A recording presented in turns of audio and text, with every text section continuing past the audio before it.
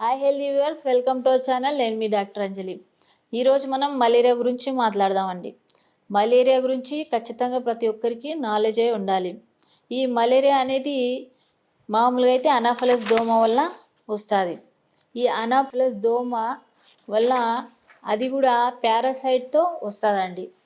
పారాసైటు ప్లాజ్మోడియం vivax, ప్లాజ్మోడియం ఫాల్సిఫామ్ అనే 2 parasites వల్ల వస్తుంది. మామూలుగా అయితే ప్లాజ్మోడియం ఫాల్సిఫామ్ అంటే ఇది తలకెక్కే మలేరియా అంటాం. ఇది చాలా ప్రమాదం అండి. ఇంకా నెక్స్ట్ ప్లాజ్మోడియం వైవాక్స్ అనేది ఏదైతే ఉందో ఈ పారాసైట్ లివర్కి ఎఫెక్ట్ వస్తుందండి. మామూలుగా అయితే లివర్తో ఇంకా బ్లడ్ వెజల్స్లోకి వెళ్ళి ఆర్బీసీని ఇన్ఫెక్ట్ చేస్తుంది. ఆర్బీసీ అంటే రెడ్ బ్లడ్ సెల్స్.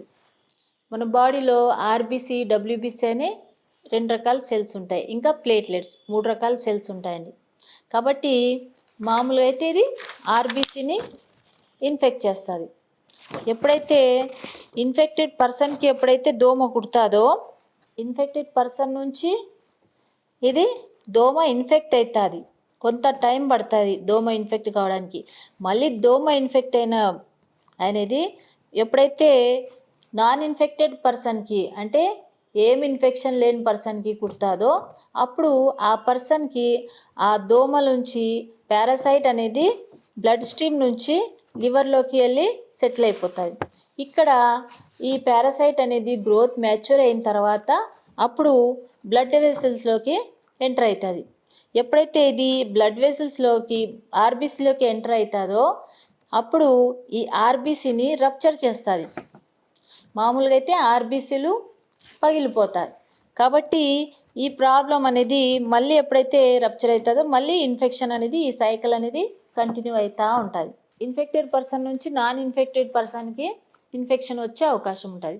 కానీ ఎప్పుడైతే దోమ ఇన్ఫెక్ట్ ఉంటుందో అప్పుడే పుట్టేనే ఇన్ఫెక్షన్స్ మనకు వస్తాయి. అన్ని దోమల ద్వారా మలేరియా వస్తుందని అనడానికి లేదు. ఎప్పుడైతే స్పోరోజైట్స్తో ఇన్ఫెక్షన్ అయింటుందో మలేరియా అప్పుడు మాత్రమే అది వేరే పర్సన్ని మలేరియా తెచ్చే అవకాశం ఉంటుంది. కాబట్టి ఇది దోమ అయినా కానీ ఏ దోమకి ఇన్ఫెక్షన్ వచ్చిందనేది మనకు తెలియదు. కాబట్టి అన్ని దోమలతో మనం జాగ్రత్తగా ఉండాల్సిందే. ఇంతకుముందు మలేరియా అనేది ఎలా వ్యాపిస్తుంది అంటే చెడు గాలి వలన వ్యాపిస్తుందేమో అని అనుకునేవాళ్ళు. మాల్ ఏరియా అంటే చెడు గాలి వల్ల వస్తుందేమో అని అనుకునేవాళ్ళు. కానీ తర్వాత తెలిసింది ఏంటంటే దోమ వల్ల వస్తుంది, పారాసైట్ వల్ల వస్తుంది అని చెప్పి కనుక్కోవడం జరిగింది. కాబట్టి ఏమేమి జాగ్రత్తలు తీసుకోవాలి? మనం నెట్స్ యూజ్ చేయాలి. ఎక్కువగా వర్షాకాలంలోనే దోమలు ఎక్కువ ఉంటాయి కాబట్టి నెట్ అనేది యూజ్ చేయాలి కంపల్సరీ.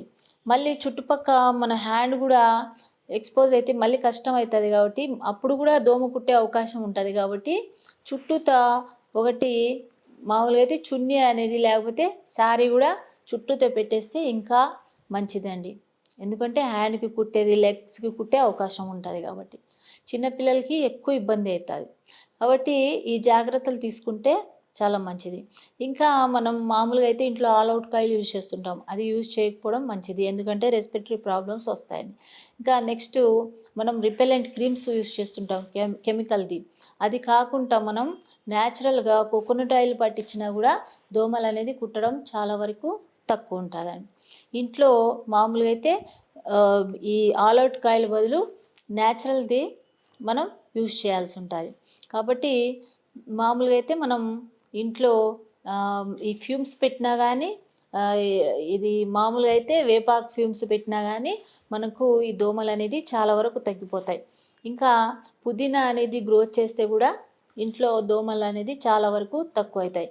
కానీ స్టోర్డ్ వాటర్ అనేది ఉండకూడదు ఇంట్లో. ఎక్కడ కూడా స్టోర్డ్ వాటర్ ఉందంటే కంపల్సరీ అక్కడ దోమ అనేది గ్రోత్ అవుతుంది, లార్వా అనేది గ్రోత్ అవుతుంది. కాబట్టి మనం ఇంట్లో స్టోర్డ్ వాటర్ లేకుండా చూసుకోవాలి. మన ఇంట్లోనే మనం నీట్నెస్ పెట్టుకుంటే సరిపోదు.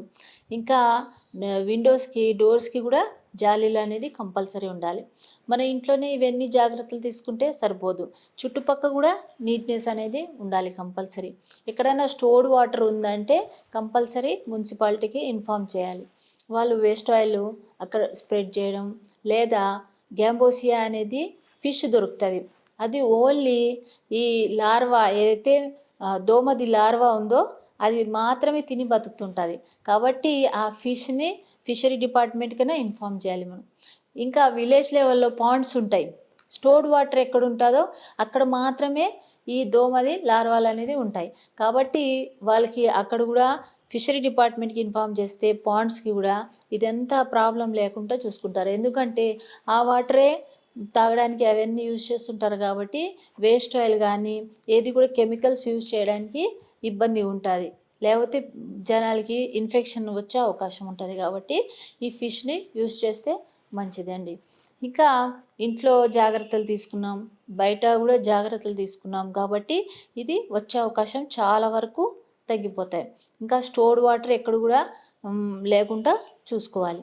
నెక్స్ట్ వచ్చేసి ఏమేమి సిమ్టమ్స్ ఉంటాయి, మనం ఎలా కనుక్కోవాలి మలేరియా వచ్చింది అని ఎలా కనుక్కోవాలంటే ఫస్ట్ మనకు షివరింగ్ ఉంటుంది, బాగా సివియర్గా షివరింగ్ ఉంటుంది, చిల్స్ చాలా ఎక్కువ ఉంటుంది.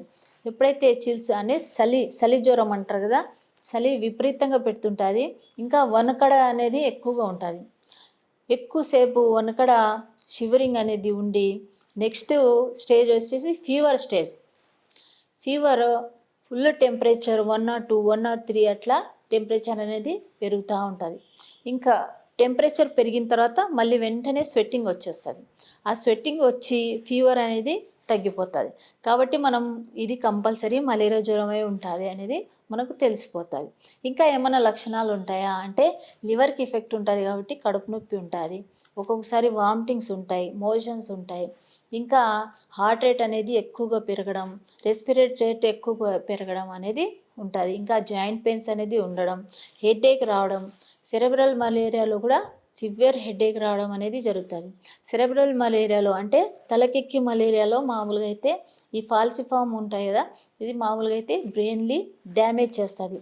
అప్పుడు బ్రెయిన్ని డ్యామేజ్ చేస్తే మెనింజైటిస్ వచ్చే అవకాశం ఉంటుంది. మెనింజైటిస్ వస్తే patient on the spot death అయ్యే అవకాశం ఉంటుంది. కాబట్టి ఫాస్ట్గా ట్రీట్మెంట్ ఉండాలండి.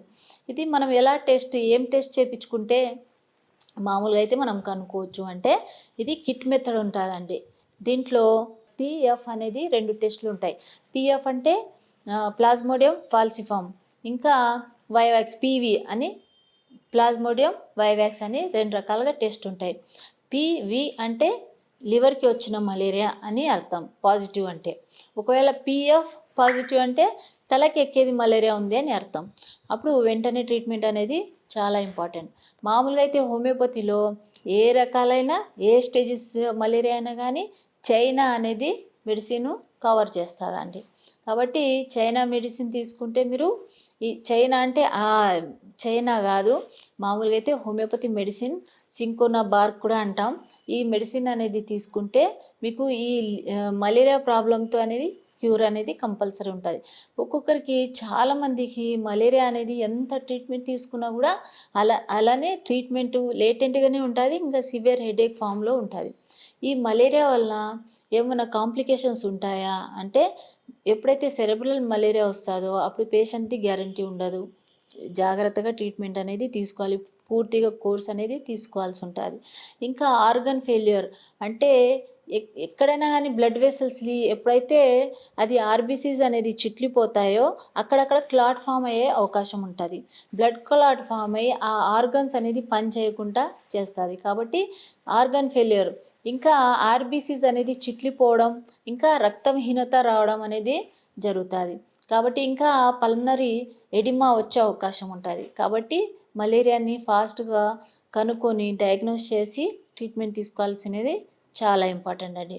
ఇంకా నెక్స్ట్ వచ్చేసి ఈ డయాగ్నోసిస్ అయిపోయింది, మనం సిమ్టమ్స్ చూసుకున్నాం, ఇంకా ఏమైనా మళ్ళీ రాకుండా జాగ్రత్తలు తీసుకోవచ్చా, ఏమైనా వ్యాక్సిన్ ఉందా అని చెప్పి అడగవచ్చు మీరు. మామూలుగా అయితే ఇక్కడ ఇండియాలో అయితే వ్యాక్సిన్ అవైలబుల్గా లేదండి. ఎందుకంటే వ్యాక్సిన్ వేసినా మళ్ళీ రీఇన్ఫెక్ట్ అయ్యే అవకాశం ఉంటుంది. కాబట్టి సౌత్ ఆఫ్రికా అలా ఏరియాలో వ్యాక్సిన్స్ అనేది అక్కడ అవైలబుల్గా ఉంది. ఇంకా ఏదైనా మెథడ్స్ ఉందా, ఇంకా బేబీస్కి ఎవరికైనా ప్రెగ్నెంట్ ఉమెన్స్కి ఎలా ఇన్ఫెక్ట్ అవుతుందంటే ఒకవేళ మదర్కి మలేరియా పాజిటివ్ వస్తే బేబీకి వచ్చే అవకాశం ఉంటుంది. ఇప్పుడు ఒక పర్సన్కి మలేరియా ఉందంటే బ్లడ్ ట్రాన్స్ఫ్యూజన్ ద్వారా ఆ పర్సన్ బ్లడ్ డొనేట్ చేస్తే ఇంకొక పర్సన్ కూడా మలేరియా వచ్చే అవకాశం ఉంటుంది. ఇంకా నెక్స్ట్ వచ్చేసి ఎప్పుడైతే ఇన్ఫెక్టెడ్ పర్సన్‌కి ఇంజెక్షన్ వేసి ఇంకా నెక్స్ట్ పర్సన్‌కి అదే నీడిల్ యూజ్ చేస్తే కూడా ఆ పర్సన్ కూడా మలేరియా వచ్చే అవకాశం ఉంటుంది. కాబట్టి బ్లడ్ ట్రాన్స్‌ఫ్యూజన్ అప్పుడు మనం జాగ్రత్తలు ఏం తీసుకోవాలంటే మలేరియా, టైఫాయిడ్, హెచ్ఐవి, హెచ్‌బీఎస్సీ, ఎస్సీవీ ఇవన్నీ కూడా టెస్టులు చేసి ఒకవేళ నెగిటివ్ అంటేనే అప్పుడు బ్లడ్ ట్రాన్స్‌ఫ్యూజన్ అనేది చేయడం చాలా ఇంపార్టెంట్ అండి. కాబట్టి ఇవన్నీ జాగ్రత్తలు తీసుకుంటూ మీరు ఈ మలేరియా ప్రాబ్లం రాకుండా మీరు హెల్తీగా ఉంటారని నేను కోరుకుంటున్నానండి. ఈ వీడియో గాన నచ్చితే లైక్ చేయండి, షేర్ చేయండి, సబ్స్క్రైబ్ చేయండి.